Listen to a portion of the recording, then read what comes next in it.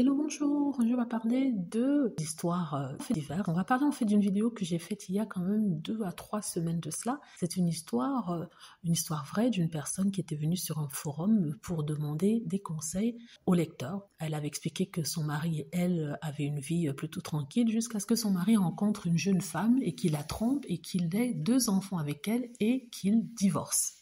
Qui demande le divorce. Or, avant que le divorce soit prononcé, malheureusement, il a eu un accident avec cette femme et tous les 2 sont morts, laissant les 2 enfants jumeaux orphelins. Elle disait en fait qu'elle n'avait pas la capacité d'accueillir ses enfants chez elle, même si financièrement ça allait, c'est que émotionnellement, elle n'avait pas la possibilité de le faire parce qu'elle avait beaucoup de ressentiment vers ses enfants suite à l'histoire de son mariage qui a raté à cause de leur mère. Et en plus de ça, ses filles n'étaient pas d'accord pour qu'on les prenne avec eux. Et elle disait que malgré la pression de sa famille, elle ne souhaitait pas les garder et qu'elle souhaitait les mettre à l'équivalent de la DAS, aux services sociaux. Parce que aucun autre membre de la famille de la femme, de leur mère, ne pouvait les accepter. Et sa maman, qui était pour garder les enfants, l'a condamnée, ainsi que les parents de son mari.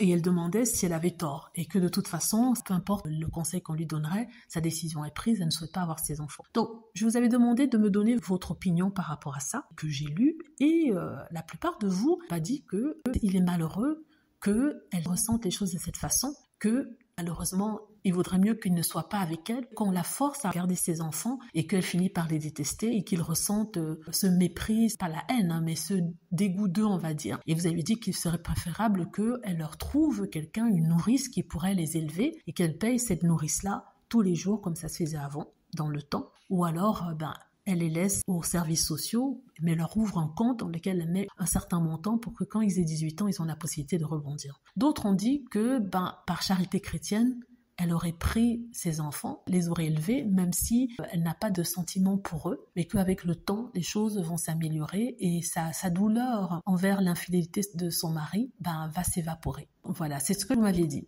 Moi, personnellement, je vais vous dire ce que je pense. Je suis quelqu'un de très sentimental, plein de compassion et peut-être un peu trop gentil, mais même si je comprends ce ressenti qu'elle peut avoir envers ses enfants, mais je trouve que ces enfants sont des innocents dans cette situation créée par des adultes dont ils ne devraient pas payer pour les fautes de leur père et de leur mère.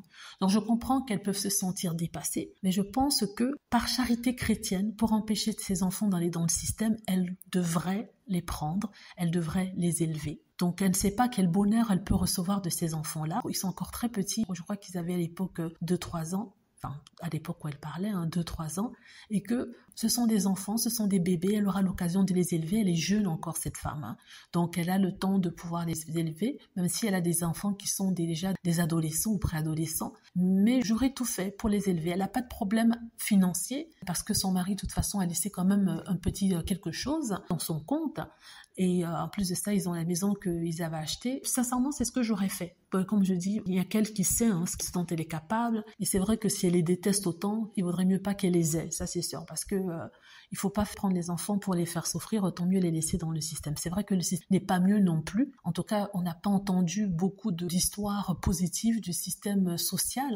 Je parle de celui qui prend les enfants pour s'en occuper. Donc c'est pas pour cracher sur l'assistance sociale. Ça aide beaucoup aussi. Ça retire les enfants des situations assez difficiles. Voilà. Si elle pouvait les aider dans ce sens-là, les élever au moins jusqu'à ce qu'ils aient 15, 16 ans, 17 ans, ce serait vraiment une bonne chose. Voilà. Dites-moi ce que vous en pensez. J'espère que vous avez aimé la vidéo. N'hésitez pas à cliquer sur like si c'est le cas, à vous abonner pour plus de vidéos et à cliquer sur la petite cloche afin d'être averti lorsque je poste une nouvelle vidéo. Merci.